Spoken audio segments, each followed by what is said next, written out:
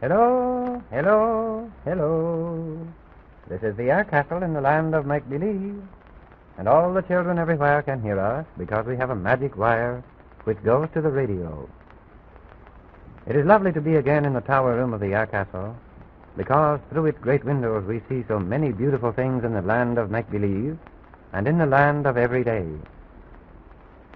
We had a very exciting trip to Mars the last time we were together, all of the little air castle family, and I just wonder how President Pip and Clickety-Clack and Bugler Murphy are faring, how they feel, and if they had quite a rest after our successful trip back to the air castle from that strange planet.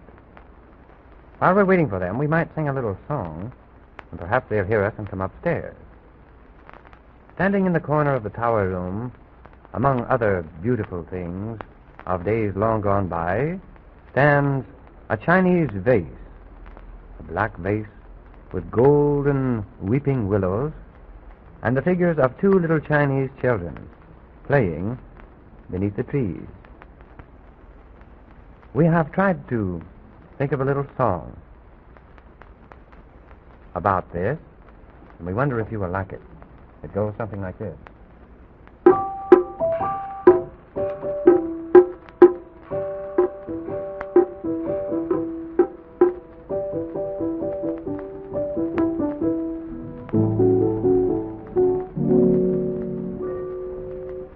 In a Chinese garden fair lived a little girl and boy. Flowers blossomed everywhere. Life was full of joy. How they used to like to play there among the trees. Chinese mother used to sing little songs like these.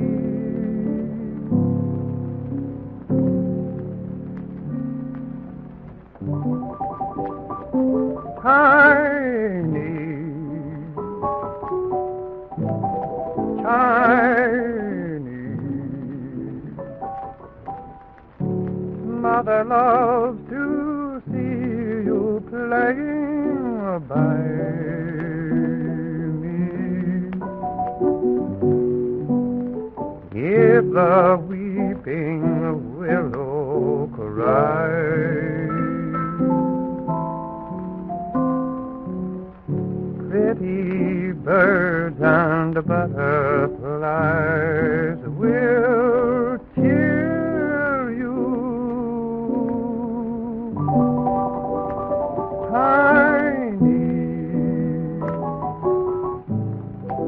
Chinese mother's little oriental pearl.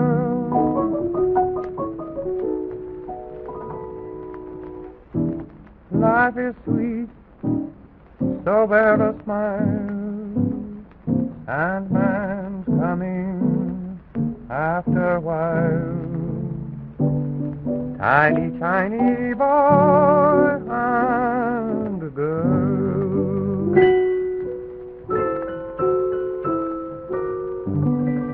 Chinese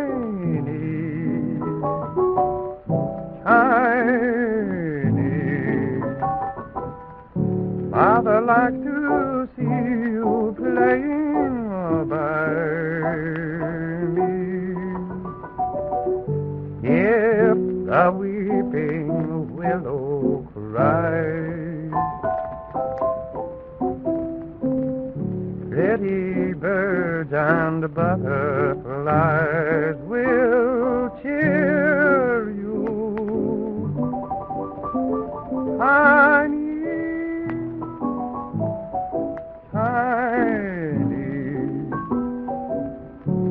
life is sweet, so wear a smile. Yes, life is sweet, so wear a smile. Sad man's coming after a while. Tiny, tiny boy and a girl.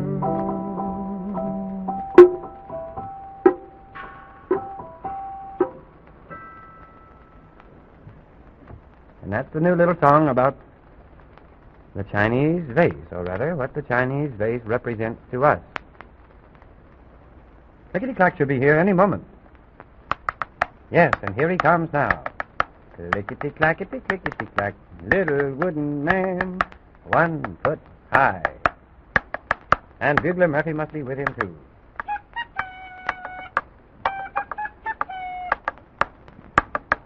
Hello, Clickety-Clack and Bugler Murphy. Oh, we're glad to see you.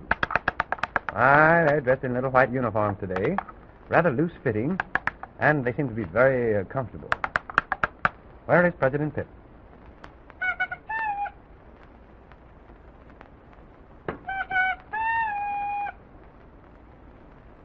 Here he comes, Bugler Murphy. Perhaps you'd better blow the salute. On the new bugle, though. That's the one he likes best.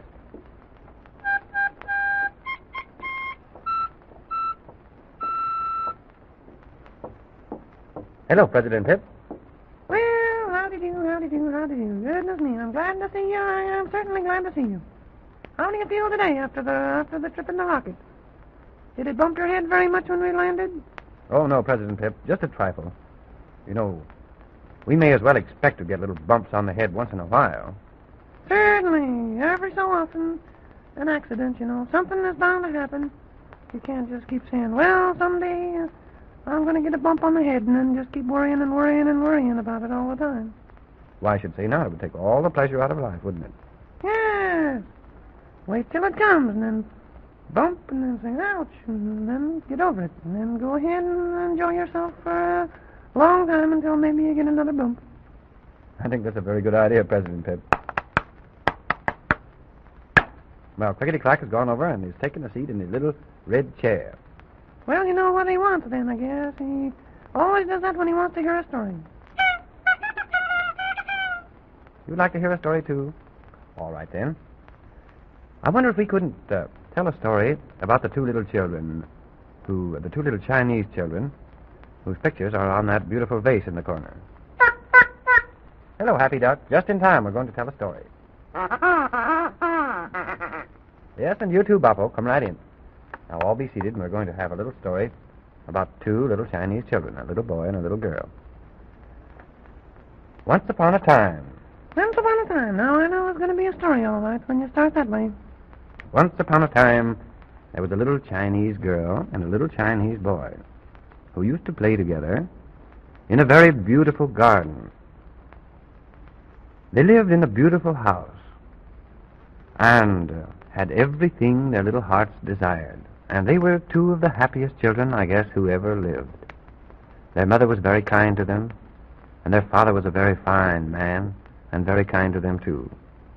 And they had every little thing their hearts could desire. Toys and dolls and beautiful place to play, and a little playhouse built to look almost like the great house in which they lived. Well, that was pretty wonderful. I should say it was. And further on, beyond the garden, there was a lake. Oh, it was quite a large lake. And one day the little girl and the little boy went down to the edge of the lake. And the little girl was looking into the lake because it was so quiet and smooth. It looked just like a great, tremendous mirror. And she could see her face in there. And she said to the little boy, "Do you think I am beautiful?" And the little boy didn't say anything. But he picked up a little shell that was on the edge of the lake, there on the sand, and he tossed it into the lake. And ripples began to move, you know, when it splashed in the water. And then the little Chinese girl's face looked, oh, very strange. Just like it does in some of those mirrors they have, you know, when you look in it, it makes your face look all funny, is that it? Yes. And she began to cry. Well, goodness me, it's not too bad. The little boy just laughed. He thought it was very funny. But it was quite serious to her. And then just about that time,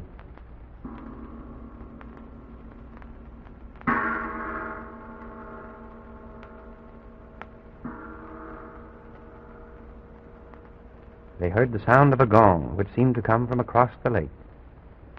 Sound of a gong which seemed to come from across the lake. And they looked, and imagine their surprise when they saw the cutest little boat, all painted pink and red and green and yellow, sailing right up to the shore where they were. Well, what do you think of that? And as it did, and came to a stop, the little boy said, "Come, this boat must be for us. Let us get in it and take a ride across the lake." The little girl was a little shy at first. She didn't think, perhaps, that would be the thing to do. But finally she was persuaded, and they got into the little boat, and it began to sail away across the lake. Sailed and sailed and sailed. Well, what do you think of that? Goodness me. And it just surprised them very much the way it was going, because there were no oars and not even a sail. Well, how could it move? Must have been a magic boat, something like the dream boat we sing about. Finally it came to a very beautiful little cove across the lake, and standing there in front of a great marble house was a strange old man. And he said, "Hello, my children. I have waited for you for a long, long time. Didn't you hear the gong before now?" And the little girl replied, "No. Today is the first time we have ever heard it." He said, "Make yourselves at home here, for this is a lovely place, and I'm very happy you have come to visit us. Follow me, and I will show you happiness." And then did they follow him? Yes, they got out of the boat, and they walked through the most magnificent gardens they'd ever seen. And a great number of people were gathered there. Huh. And they were walking slowly through these gardens. It was getting to be just about dusk. And they were carrying little green lanterns with them. It was a very beautiful sight. Oh, the two children thought they had been happy before, but now they said, "Surely nothing can be more beautiful or wonderful than this place." And they walked on, following the old gentleman. Well, what else did he tell them anything more? Yes, President Pip. He told them many strange things. But I'm afraid there will not be time enough today to tell you all of the things he told the little girl and the little boy. Well, maybe you can tell us next time when we get together. I would like to very much, President Pip. There go the magic bells. It's time for me to leave. Goodbye, children. Until we meet again, be good, and you'll be happy.